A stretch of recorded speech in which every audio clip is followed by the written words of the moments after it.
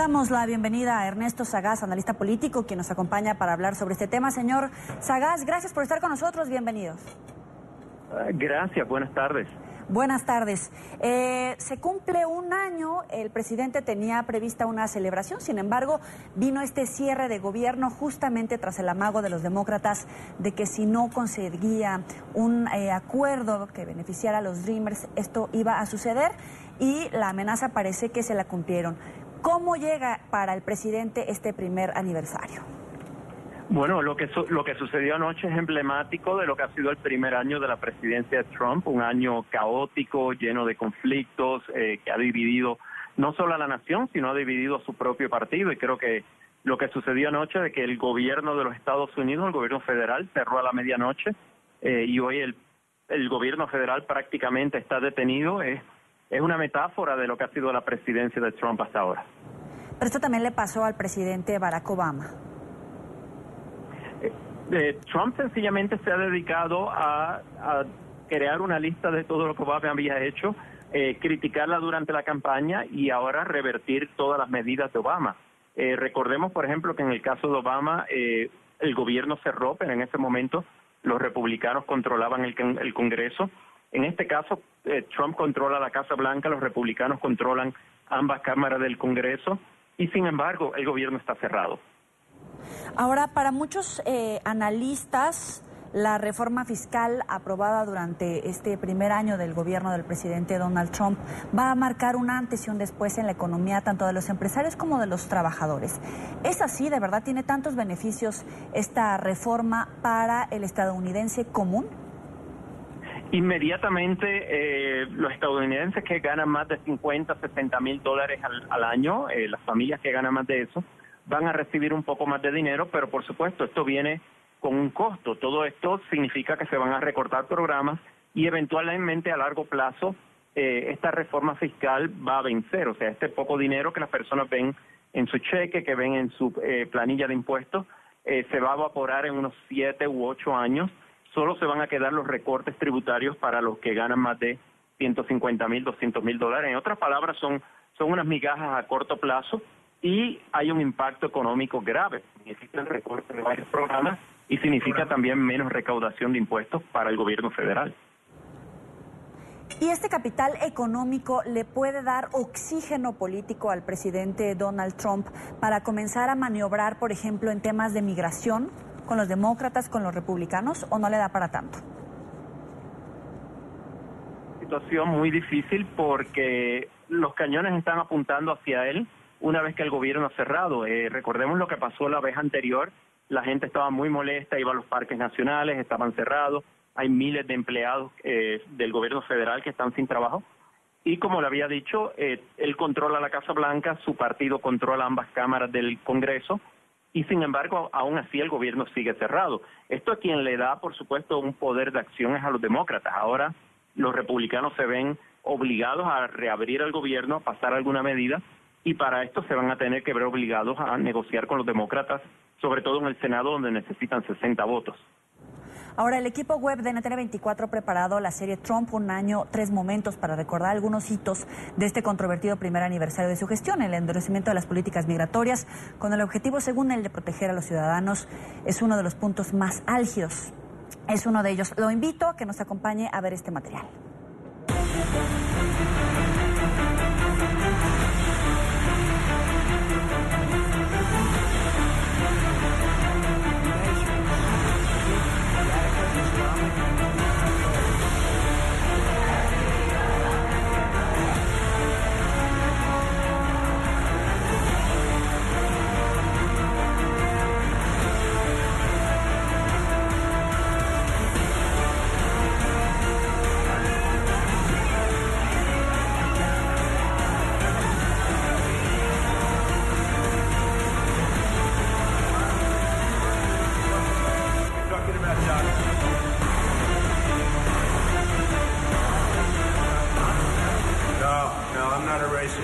I am the least racist person you have ever interviewed. That I can tell you.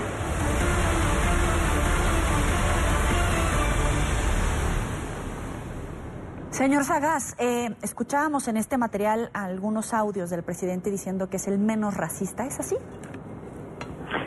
Todo lo contrario, sus palabras parecen indicar todo lo contrario. Por supuesto, esto es un mensaje que tiene gran tracción entre lo que ha sido su base, que son votantes mayormente de cuello azul, clase media baja, los que eran antiguamente obreros de la industria del acero, de la industria automotriz, y las personas que le dieron esta mayoría que necesitaba en ciertos estados. La mayor parte de los americanos no creen que Trump no sea una persona racista, todo lo contrario, y es un hombre de 71 años, a esta edad no va a cambiar.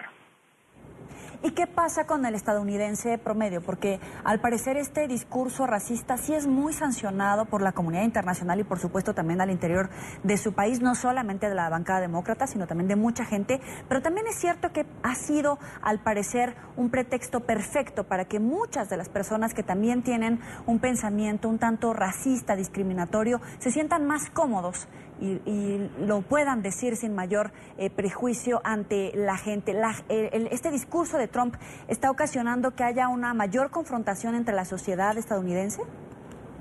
Sí, definitivamente. Hay grupos que mientras la mayoría de los americanos se horrorizan de lo que Trump dice, hay grupos que lo están aplaudiendo, sobre todo grupos de la extrema derecha, grupos supremacistas blancos, que ven a Trump como o uno de ellos o lo ven como un presidente que se da a entender que es uno de ellos. En la política hay una táctica que en inglés le dicen dog whistling, o sea, un silbato de perro, es decir, ciertas palabras o expresar ciertas opiniones que aunque no utilicen una palabra racista, se implica un sentimiento de racismo. Eso, por ejemplo, fue lo que dijo el fin de semana pasado cuando se refirió a ciertos países como Haití y otros países de África, donde no utilizó ninguna palabra racista, pero todo el mundo entendía lo que él quería decir y eso le ganó un gran apoyo entre este sustrato del electorado blanco, muy conservador, xenofóbico, anti-inmigrante. Y justamente le quiero hacer una pregunta. ¿Se vislumbra un buen futuro para resolver este impasse que tienen los Dreamers y también pues toda la comunidad migrante, no solamente estos 800,000 jóvenes, sino toda la comunidad migrante que vive en los Estados Unidos y que se ha enfrentado a este tipo de comentarios discriminatorios? ¿Pueden salir de las sombras esta comunidad? No en este momento. Ahora mismo sería extremadamente difícil que los republicanos, que de por sí están divididos, y los demócratas logren una reforma migratoria. Lo más a lo que se podría aspirar en este momento y lo que están tratando de hacer la bancada demócrata es que como parte del acuerdo para reabrir al gobierno haya algún tipo de medida para extender a DACA. Pero ahora mismo es todo lo contrario. Trump basó su victoria en una política antiinmigrante y aun si al Congreso llegara a pasar algo, habría que ver si Trump estaría dispuesto a firmarlo y hacerlo ley. Ahora, otra de las grandes interrogantes y sin duda preocupaciones para los estadounidenses es la relación que tiene Estados Unidos con Moscú, con Siria, con Irán, por supuesto con Corea del Norte. Vamos a ver este especial web.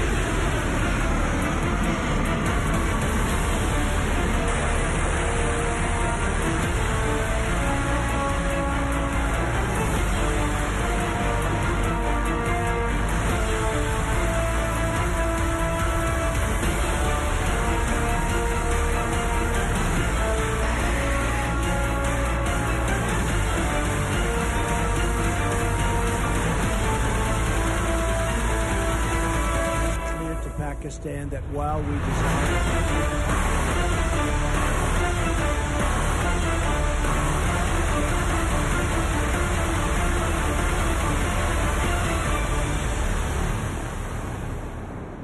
Señor Sagaz, veíamos una recopilación de los momentos más tensos justamente con Rusia, con Irán, con Corea del Norte y con Siria. Quisiera empezar por Rusia. ¿Qué va a pasar en el llamado Russiagate? Bueno, en la política no se puede predecir nada. Es muy interesante la relación de Trump con Rusia, la cual se remonta a mucho antes de que él fuera candidato y fuera presidente. Estamos en un momento donde ha sucedido algo sin precedentes, que Rusia se ha visto envuelta en tratar de socavar la elección que tuvo lugar en el 2016, y sin embargo Donald Trump sencillamente trata a Rusia como si fuera un amigo. Ay, coño, se cayó. ¿Me escucha, señor Sagaz? Sí, disculpe, se cayó la conexión. Sí, no se preocupe. Estamos al aire, lo escuchamos perfectamente. Adelante. Sí, ¿me puede ver? Sí, adelante. Sí, pues le decía que sí, que es interesante ver esta contradicción de cómo Rusia, quizás en un momento que no se había visto desde el final de la Guerra Fría, se ha visto como un enemigo de los Estados Unidos que intenta socavar las instituciones democráticas. Sin embargo, el presidente no ha mostrado ningún tipo de liderazgo, todo lo contrario, ha admirado a Putin, lo considera como un amigo. Y bueno, aparentemente, según la investigación que se está llevando a cabo, algo debe haber entre ellos. ¿Pero el caso tiene suficiente gasolina como para provocar un impeachment contra el presidente Trump? Eso estaría por verse. No se sabe qué tan lejos va a llegar la investigación.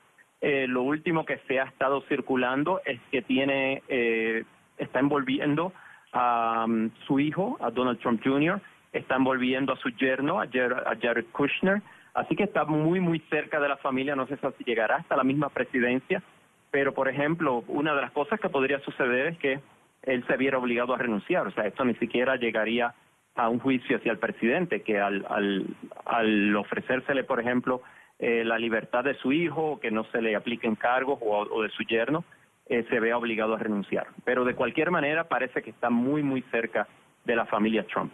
Finalmente, la preocupación más importante, al parecer, ha sido la confrontación que mantiene con Corea del Norte. ¿Hasta dónde puede llegar esta confrontación? ¿Es más un dicho de egos entre los líderes de ambas naciones o en verdad pueden dar un paso adelante y llevar a una guerra? Es interesante que ambos líderes son muy parecidos, o sea, son unos bravucones que tratan de mostrar fuerza en público. No sabemos mucho, obviamente, de lo que sucede al interior de Corea del Norte, pero sí sabemos que en el caso del gabinete de Trump es un asunto muy delicado. Están tratando de evitar la guerra por todos los medios. Donald Trump, al parecer, todavía no entiende muy bien el alcance de la presidencia, el poder de la presidencia, lo fácil que se podría iniciar una guerra sencillamente con un malentendido. Y ahora mismo el gobierno depende de estas personas cercanas a Trump, como el jefe de su gabinete, el secretario de Defensa y otras personas que sí tienen experiencia militar y que aparentemente mantienen al presidente dentro de una postura razonable, que no nos llevara a la guerra. Es Ernesto Sagaz, analista político. Gracias por estar con nosotros aquí en la tarde, fin de semana. De nada, buenas tardes.